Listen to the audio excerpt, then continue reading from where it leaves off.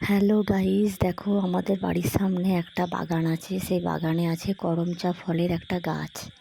তো সেই গাছ থেকে আমি করমচা ফলগুলো পেড়ে নিলাম। তো পেড়ে নেওয়ার পর এটা আমি একটা পাত্রের মধ্যে জল দিয়ে এটা বেশ ভালো করে কুচলে ধুয়ে দেব, কারণ এইগুলোতে অনেক আঠা লেগে আছে। সেই আঠাগুলো ভালো করে ছাড়িয়ে নিয়ে আমি ধুয়ে নেব।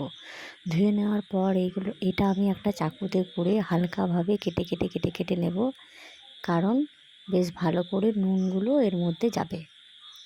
তো এটা দেখো, এর মধ্যে আমি নুন, জিরে গুঁড়ো, গোলমরিচ গুঁড়ো, লঙ্কা গুঁড়ো আর দিয়ে দেবো লেবুর রস।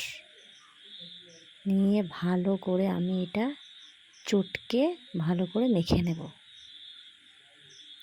তো দেখো মাখা হয়ে গিয়েছে।